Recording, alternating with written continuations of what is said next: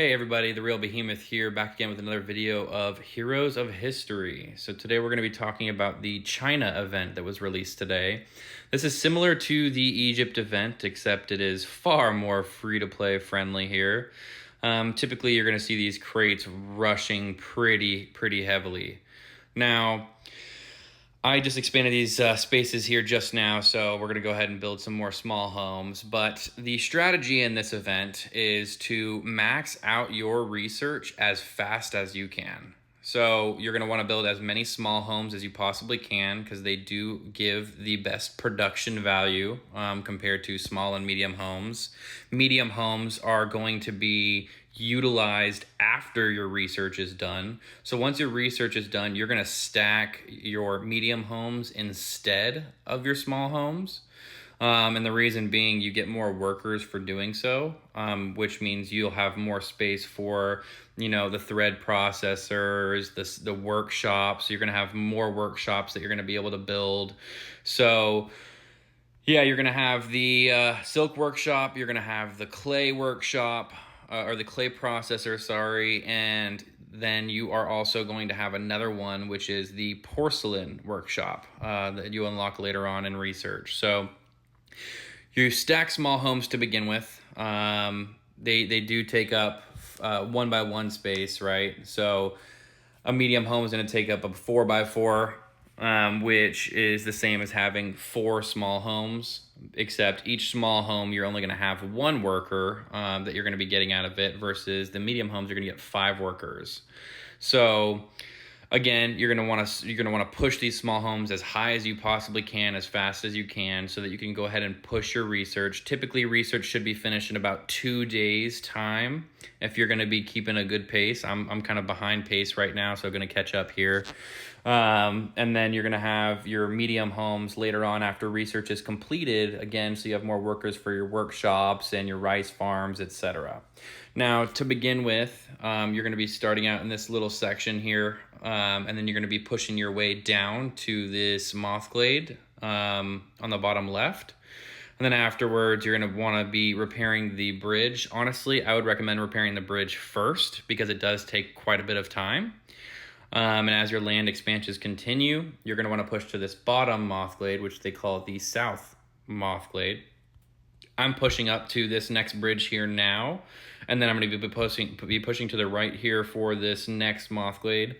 And the reason being is moth glades are probably going to be one of the key setbacks for me in this event, just because if I'm wanting to gem some of these, crates, just upgraded to level 15 here, but if I'm wanting to gem some of these crates, then I'm going to need some moth glades, that's for sure. And there's only so much that they can produce, right?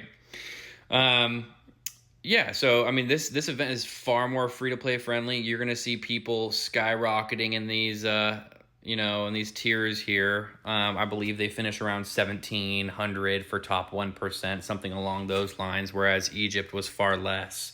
So I think a solid free-to-play number you can hit is 35 to 40 if you're going to keep up with it, and that's staying at a top pace right here. But it's definitely possible to continue reaching depending on your strategies and your own methods, right?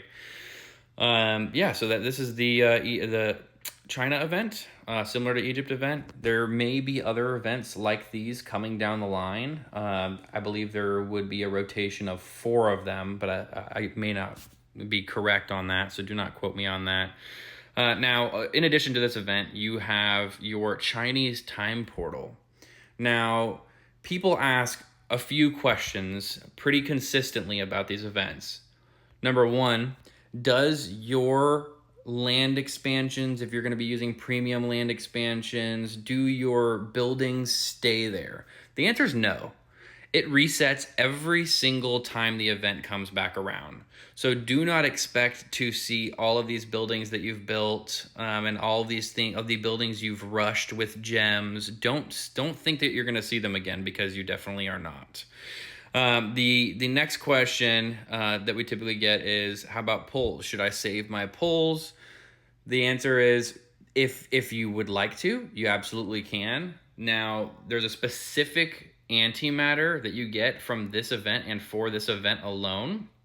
You can save these if you'd like to, to do 10 pulls or use them as you go. Personally, I use them as I go. I don't really care either way. But your pity on these events stay. So the next time the Chinese event comes back around, and let's say I'm still at my 8 out of 200, my 8 out of 200 will stay for the next round. So that's something that you can count on for each event. So just a matter of time before we get guaranteed 5-star pulls from these events. And it's faster if you do well in the events. Now, I'd say in these events, some of the best resources that you can get are definitely going to be for these chests for your building upgrades, as well as food. Food is very, very, very underwhelming in this game. We all need it. We all need more ways to get it. We have our main city, but food is lacking across the board. So it's a great way for you to get stacks and stacks of food for you to level up your heroes past their ascension markers and whatnot, so that you're able to progress in campaign and in every other mode in the game. Now, the last thing I'm going to touch on here is going to be this event boost in the top right. I did purchase it just for these extra 3 slots here in production that ironically I'm not even using right now, but I will once I'm ready to go to bed. So it's good to have for overnight. It's only $5, but you don't need it. Frankly, if you're going to want to set an alarm every, 5.5 hours to make sure that you're setting them back in, or 6 hours so that you have all 3 slots open again and you can reset it and then go back to bed, that's absolutely okay for these free-to-play players that are wanting to boost very quickly. Now, the other portion of it would be the event booster pack. I did end up purchasing that as well. And it just gives you a little bit of a head start, right? I just like it for the head start and research. It is not necessary at all. It is not a pack that I would recommend for people who are considering spending money in the game.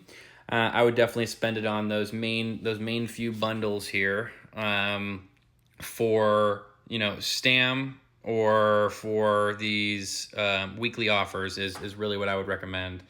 I'd recommend these pulls and this weekly stamina so you get your boost tickets, especially now that they've ended up switching these boost tickets over here to cost 100 gems per 10.